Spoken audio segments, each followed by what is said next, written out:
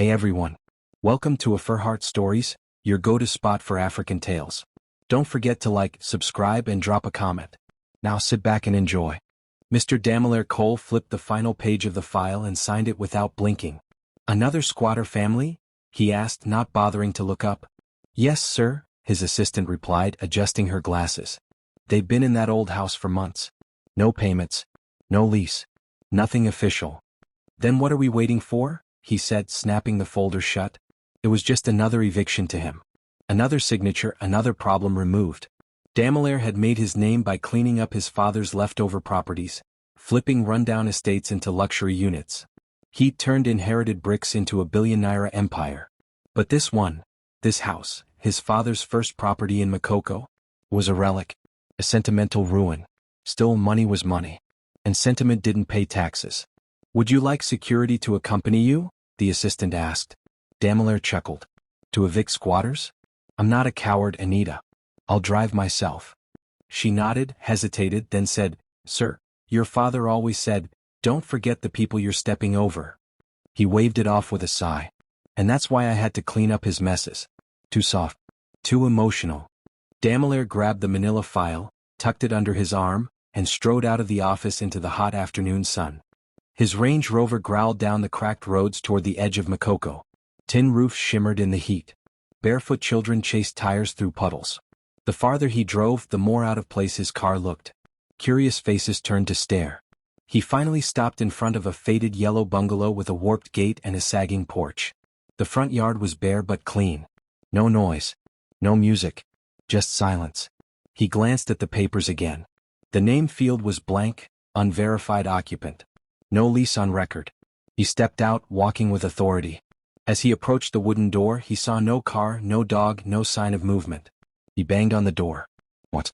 Twice. Hello? Anyone home? He barked. Silence.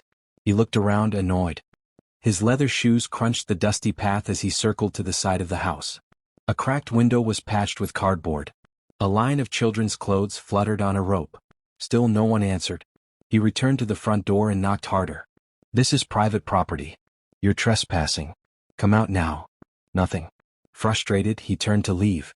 But just as he stepped off the porch, a sound. Faint. Soft. Please, don't take our home. He stopped. His spine stiffened. He slowly turned back to the door. His eyes scanned the front window again, heart suddenly thumping. Behind the curtain, a tiny, trembling hand clutched the edge of the fabric. Then came a pair of wide, frightened eyes. And the softest voice again. Mama's not here. Please, we'll be quiet. Damelaire froze. This wasn't just an eviction. This was something else. Damelaire sat in his idling SUV, staring blankly at the window where the little voice had come from. The curtain had fallen back into place and the house was quiet again. Too quiet. He reached for the eviction papers on the passenger seat, but his hand hesitated. That voice, the child's voice, clung to him like wet cloth. Please don't take our home. He'd heard pleas before. Tenants cried, begged, even cursed. But this hadn't been a plea. It had been fear, raw and innocent. Still he shook it off. He drove off slowly, navigating through the narrow, potholed roads leading out of the slum. His sleek vehicle looked ridiculous here, scraping against the uneven terrain. On the highway, the silence in the car felt heavier than usual. His late father's voice echoed in his head again, something he hadn't heard in years. Don't forget the people you're stepping over. Back then, Damelaire thought his father was weak. A bleeding heart who let tenants pile up debts out of compassion. That's why Damelaire modernized everything. Systems. Eviction timelines. No grace periods. Business first. But now, as he replayed the boy's voice in his mind, he felt something twist in his chest. Please, we'll be quiet.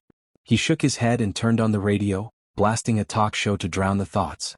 But it didn't help. At the next traffic light, he sighed and turned it off again. He called Anita. Yes, sir? That file, the Makoko house. You said it had no verified tenant. Correct, sir. No name. But electricity records show usage, and some local payments made through a proxy. He leaned back. Find out who's been living there. Quietly. Anita paused. Is something wrong, sir? Just do it. After ending the call, Damelaire drove aimlessly. He didn't feel like going back to the office. He took a detour into the old part of town where his father used to bring him as a boy, markets filled with shouting traders, roasted corn vendors, kids hawking groundnuts. Everything was still the same, but he wasn't. Parking under a tree, he pulled out his phone and scrolled through photos. He stopped at one of his father, smiling beside an older woman with graying hair, his grandmother. That house in Makoko had been hers once, he remembered vaguely. She used to say, "A house isn't walls. It's the people in it." The thought disturbed him more than it should. He leaned forward, elbows on the wheel. That child. He should have just completed the eviction. He should have signed it, sealed it, forgotten it. But now he couldn't. Not yet. The next day, curiosity got the better of him. Damelaire dressed down in jeans and a plain shirt, left his luxury watch behind and returned, without his SUV, using a modest rental instead. He parked discreetly and approached on foot. The house looked even more fragile up close. Faded yellow walls, moss crawling up one side, roof edges frayed with time. Yet someone clearly tried to maintain it. The porch had been swept. The broken window was carefully patched. Clothes still hung on the line, tiny clothes. He knocked softly. No answer. This time he didn't bark orders. He stepped back and waited. Maybe the child was inside again. Through the curtain he glimpsed movement. He leaned in slightly, hoping to see the boy again. Nothing. "Hello?" he called gently. "I'm not here to scare you." Still silence. He turned to leave, then paused by the front yard. Something small caught his eye near a clay pot, scattered crayons and a piece of paper weighed down by a stone. Curious, he picked it up. It was a child's drawing, a stick figure man with a frown, next to a smaller smiling figure holding a teddy bear. Above them were shaky, colorful words, "Don't be sad." Damelaire stared at it, unsure whether to laugh or cry. "Is this for me?" he whispered. A creak behind him made him turn. A boy peeked out again, barefoot, eyes large and unsure. He clutched the same teddy bear. Damelaire crouched slightly. "Hey, I'm not angry. I just came to see if you were okay." The boy didn't answer but didn't run either. Then a door creaked open behind him. A woman's voice called out, weary but calm. "Junior? What did I say about the front door?" The boy turned and whispered, but he came back. The woman stepped into view, tired eyes, skin dulled by long days, a faded wrapper tied tightly around her waist. She froze when she saw Damelaire. "I remember you," she said slowly. "You knocked yesterday." He stood up straight. "Yes, I did." She nodded once. "If you're here to throw us out, at least let me explain." Her tone wasn't defensive, it was dignified. She wasn't begging. Just requesting a moment of truth. He looked at the child, then at her. "I'm listening." Inside the home, the air was warm with the scent of soap and boiled cassava. The sitting room was sparse. One old couch, a cracked TV, and a handmade curtain separating the kitchen. Ebel motioned for him to sit on the wooden stool near the door. "I'll stand," she added. Damelaire said nothing. He glanced around, his eyes landing on a small framed photo on the wall, an older woman in a wrapper, smiling. His grandmother. Ebel followed his gaze. "She used to call me her girl. I cared for her for 4 years. You're the nurse?" Damelaire asked, surprised. She nodded. "Yes, until she passed. I stayed after that because the manager said I could, until the papers were settled." "What manager?" "Mr. Francis. The old caretaker." Damelaire remembered Francis vaguely, a kind, quiet man. But Francis had died a year ago. "So why didn't you reach out?" "I did," she said quietly. "Twice. I even paid through someone who claimed to know your office." He frowned.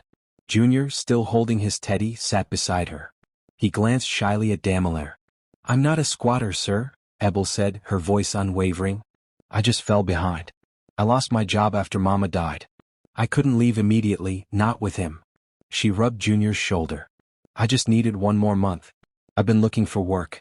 Cleaning jobs, care work, anything." Damelaire looked down at the drawing in his hand again. "Don't be sad." "You told him I was sad?" he asked. Ebel smiled faintly. "He said you looked like someone who forgot how to smile." He chuckled in disbelief. "He's observant." Junior climbed onto her lap and whispered, "Is he still going to take our home?" Ebel didn't answer. Her jaw tightened. Damelaire stood up. "I'll be in touch." She didn't beg him to stay. She simply nodded. As he walked out, Junior ran after him. "Wait." Damelaire turned. The boy pressed something into his palm, a small candy. "It's all I have," Junior said. "But you can have it." Damelaire blinked. "Why?" The boy shrugged. Mama says we share even when we have little. As Damelaire walked to the gate, he clenched the tiny sweet in his hand. Suddenly the eviction order in his pocket felt heavier than iron. That night, Damelaire couldn't sleep. He lay in bed staring at the ceiling. Outside, the city buzzed, but inside, silence screamed at him. He replayed everything: the boy's voice, Abel's tired smile, the scent of the house, the picture of his grandmother. He opened his drawer and pulled out one of her old letters. She used to write him notes, encouraging him to lead with both strength and kindness. Power without compassion turns men into machines. He stared at the words for a long time. The next morning he skipped the gym, ignored office calls, and drove straight back to Makoko, this time without papers. He parked near the bakery and walked. When he got to the house he paused again. No knocking. No demands. Just listening. Inside he heard laughter. Junior's laughter. He knocked once, gently. The door opened slowly. Abel stood there in a clean wrapper and a t-shirt. Her expression didn't change. You came back. He nodded. To talk. She stepped aside and let him in. This time he noticed more.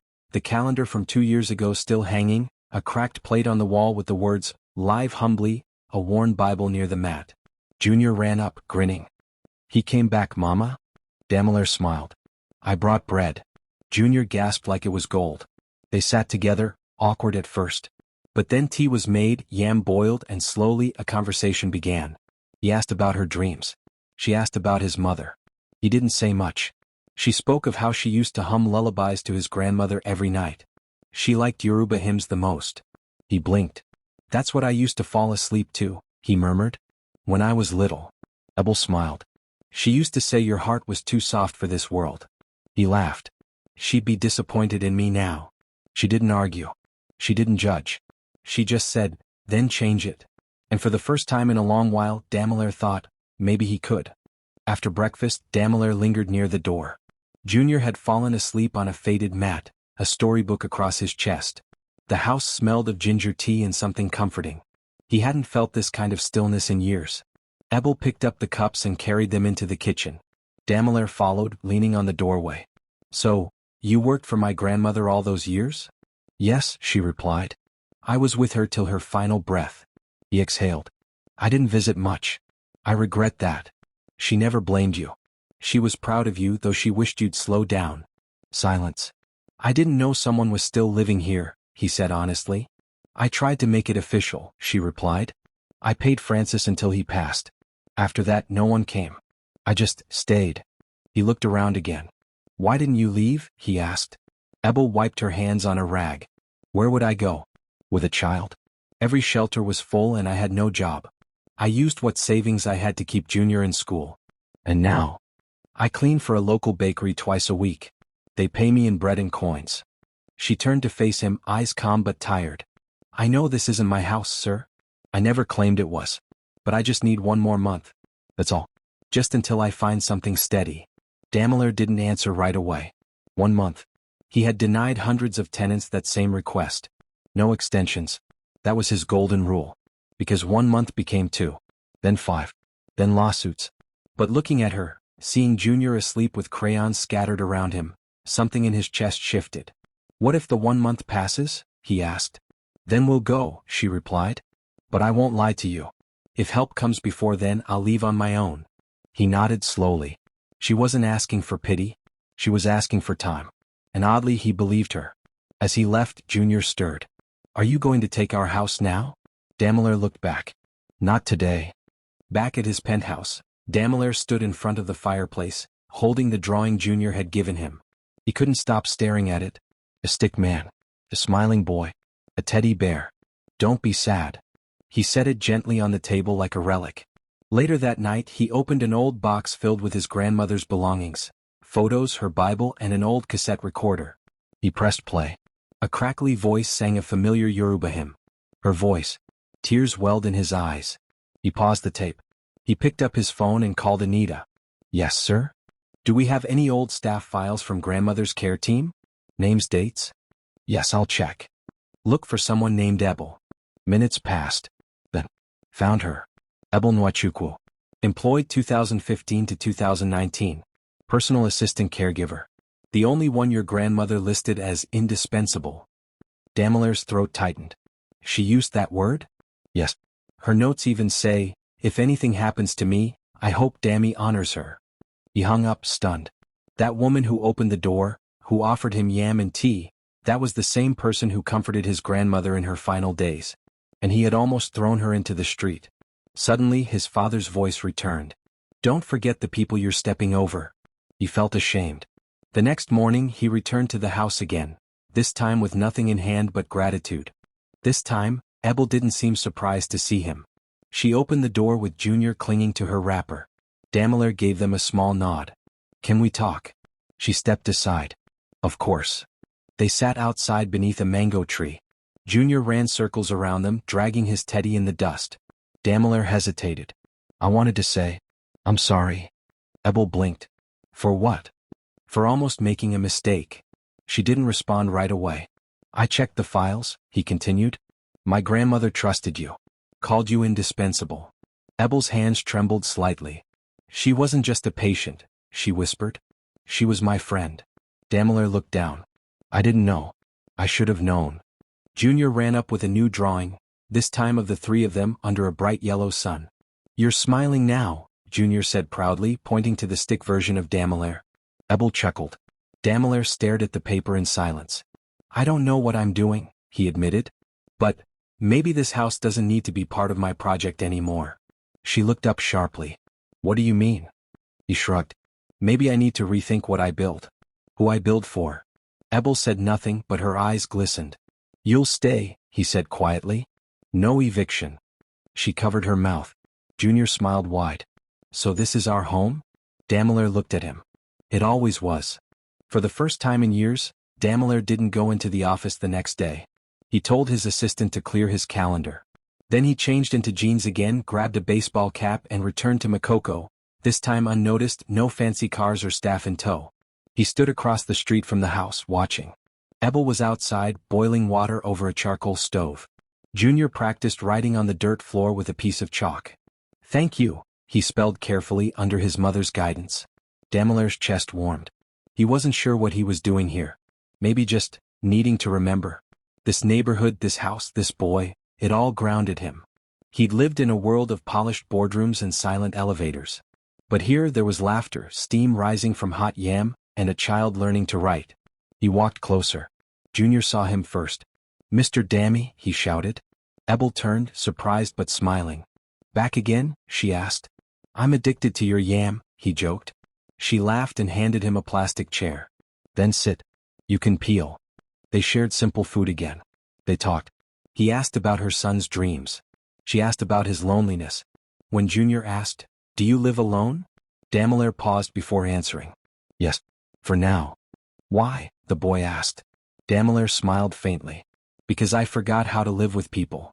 Junior leaned in. Mama says people forget. But sometimes they remember.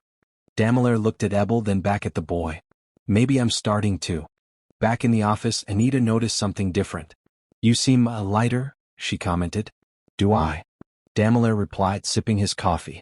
You do. Like you remembered how to breathe. He smirked. Maybe I just needed fresh air. Later that day, he called an emergency meeting with the board of his real estate company. His CFO raised an eyebrow. A Makoko shack? Why is this on today's agenda? I'm pausing the development, Daimler said. Murmurs flew across the room. That property is scheduled for demolition and repurposing, the operations manager said. Luxury units were projected to earn us 400 million Nigerian nairas. I'm aware. So why stop? Because it's not just land, Daimler said firmly. It's a legacy. And I won't profit from my grandmother's memory by displacing the woman who took care of her. Someone scoffed. Another whispered, He's losing it. But Daimler stood. My father taught me business. But my grandmother taught me humanity. And I've failed her, until now. Anita smiled from her corner. The CFO folded his arms. So what's the plan? I'm funding a new arm of the company, one focused on elder care and community housing. And I want Ebel to help lead it. Who's Ebel? The reason I'm still human. He walked out, leaving the board stunned. Outside he looked at the sky. It wasn't brighter than usual. But somehow it felt like it was. Daimler arrived at the house late in the afternoon with a small gift bag. Junior ran out barefoot, arms open. Mr. Dammy? He laughed. I brought something for both of you. Ebel opened the door with a curious smile. You're spoiling us. He handed her the bag. Inside was a framed photo. His grandmother sitting in her favorite chair, Ebel standing behind her, both smiling. Ebel gasped. Where, how did you get this? I found it in an old album last night. Thought you should have it too. Tears welled up in her eyes. She loved this day. I made her jollof rice and she said it was better than her wedding day. Daimler chuckled. That sounds like her. They sat outside on low stools while Junior drew patterns in the dirt. The sun cast soft orange light across the compound. You know, Ebel said quietly, your grandmother used to say that pain hardens some people and softens others. She was always full of riddles, Daimler replied. She wasn't wrong though, Ebel smiled. She saw something in you. Even when you never visited, she kept a photo of you under her pillow. Daimler looked away. Shame flickered on his face. She said one day, you'd wake up and remember who you are. He ran a hand over his face. I think I forgot for a long time. They sat in silence, comforted by the slow hum of life around them. I miss her, he whispered. I do too, Ebel said, gently placing a hand on his. In that moment nothing felt complicated. Not the past. Not the class divide. Just shared grief and quiet healing. Junior lifted his drawing. Look, Mama. It's Grandma with angel wings. Ebel took it, eyes shining. It's perfect. Daimler smiled. She would have loved it. And somehow he knew she was there, smiling too.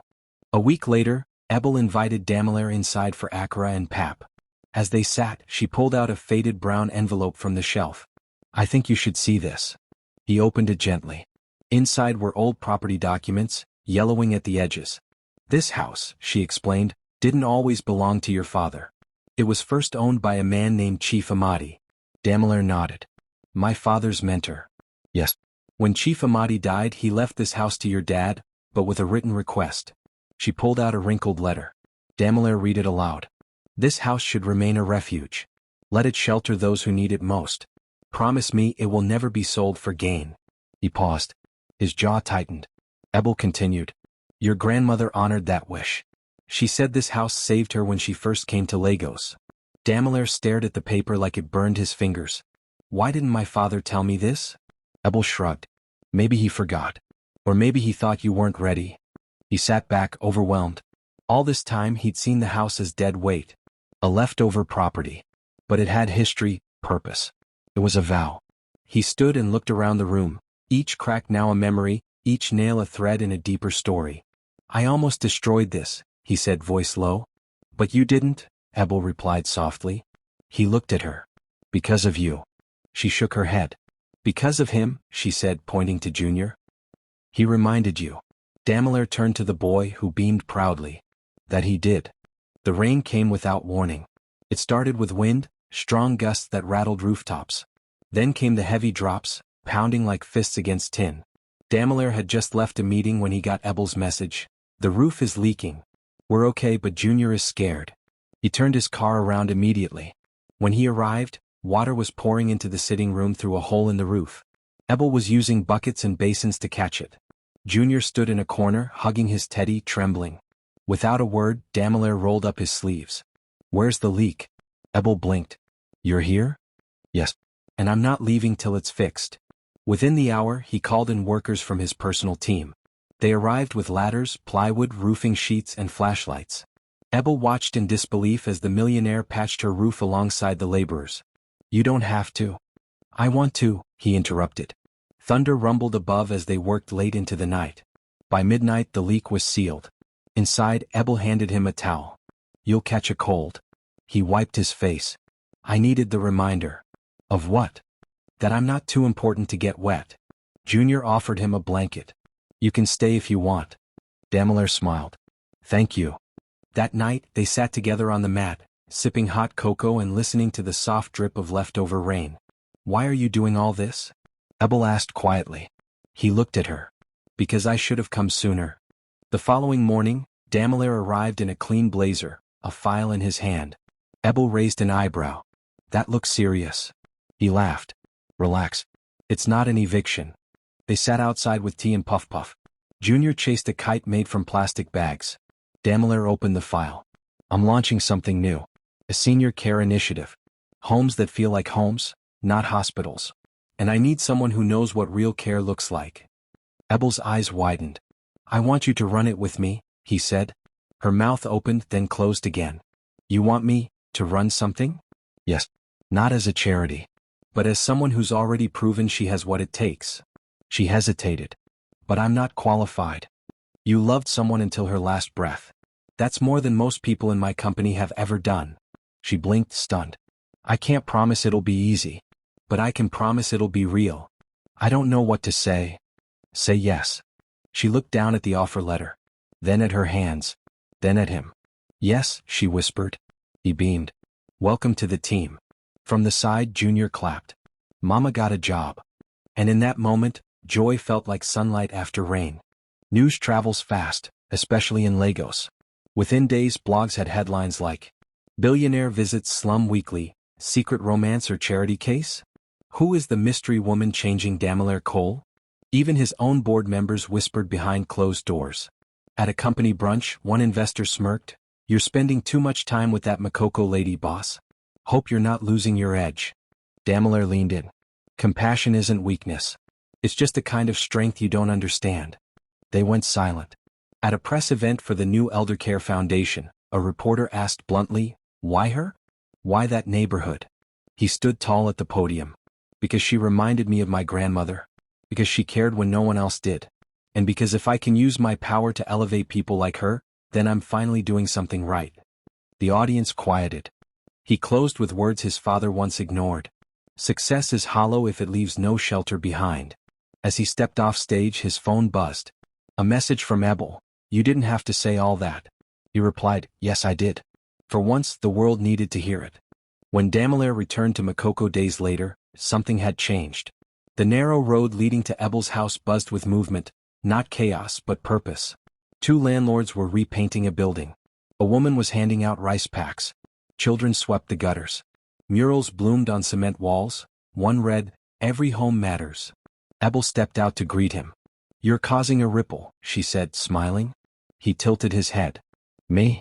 Yes. After that press conference, people started asking questions.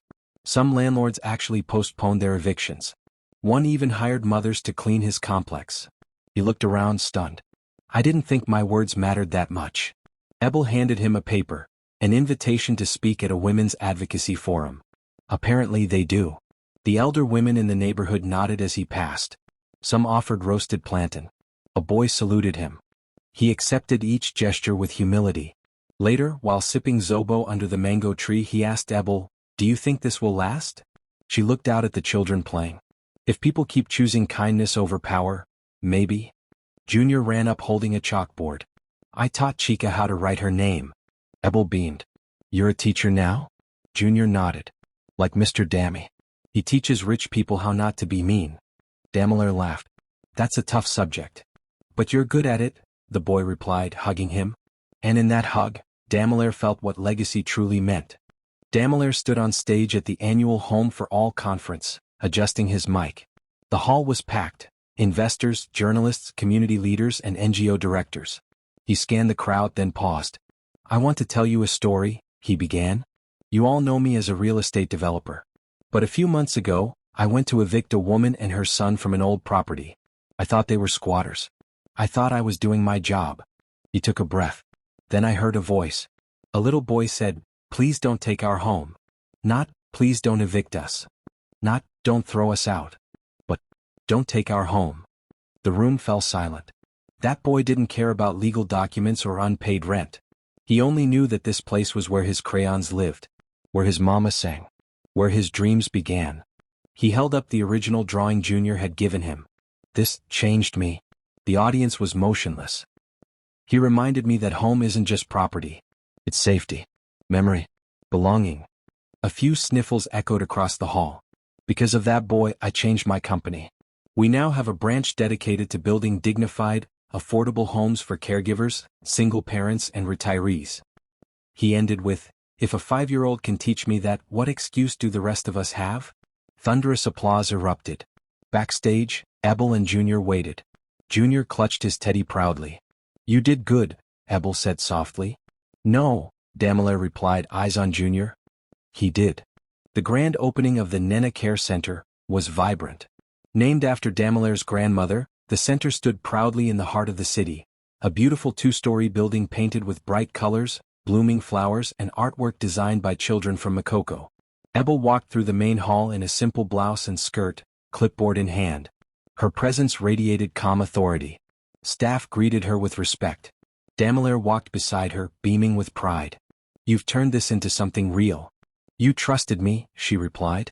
"No," he said. "You built this." In the art room, Junior was helping paint a wall. A mural showed a smiling house, a giant heart, and a man holding a teddy bear. "That's you," Junior announced. Damoler laughed. "I'm honored." "Can I paint you with wings next time?" the boy asked. "Wings?" "Yeah. Because you saved us." Damoler crouched down. "You saved me first." Ebel watched them, her eyes misty. Outside, guests from the Ministry of Health, housing authorities, and NGOs toured the building, astonished by its warmth. "No one's treated caregivers like this before," one official whispered. "It feels like home." That was the goal. As the sun dipped, Junior rang a little bell. Grand opening party starts. Laughter, music, and jollof rice filled the air. And Damoler stood among them, not as a CEO or landlord, but as a man finally whole. Weeks later, Damoler invited Ebel and Junior to his office. He handed her a thick file. "What's this?" she asked. "Open it." She flipped through, legal documents, signatures, and a property title. Then she froze. This is the Makoko house." He nodded. "It's in your name now. Fully transferred." Her hands shook. "Why would you?" "Because it was never really mine. My father forgot. But the original promise was to protect that home. You honored that when no one else did." "But it's not a gift. It's justice." Junior gasped. "We own the house?" "Yes, boss." Damoler grinned, ruffling his hair. Ebel blinked back tears. "I don't know what to say." "Say you'll take care of it," he replied. "I always have." They stood quietly, the weight of the moment pressing down like morning sun, warm, real, irreversible. As they left, Damoler handed Junior a small hand-carved keychain. "It's not just a house," he whispered. "It's a promise." 5 years later, Damoler, now a father, held his young daughter's hand as they walked down the familiar dusty road in Makoko. "Daddy," she asked, "where are we going?" "To a place that changed everything." The house still stood, brighter now, freshly painted, a flower garden blooming near the gate. Laughter drifted from inside. They knocked. Ebel, older but glowing, opened the door. "Dammy?" He smiled. "Still cooking yam, I hope." Junior, now taller and missing a front tooth, ran out and gave him a one-armed hug. "Uncle Dammy, you're late." Damoler laughed. "Traffic." He turned to his daughter. "Sweetheart, this is Ebel, and this house? This used to be Grandma Nena's." His daughter looked around, wide-eyed. "It's small." "Yes," he said. "But it held the biggest lessons of my life." They walked inside together. No lines between giver and receiver, rich and poor, only people connected. As the sun set outside, Damoler stood in the same spot he once held eviction papers. And from the next room his daughter's voice rang out. "Daddy, this place feels happy." He smiled. "It's called home." Liked it? Thumbs up, subscribe, and join the AfriHeart fam. Your support fuels our stories. Until next time.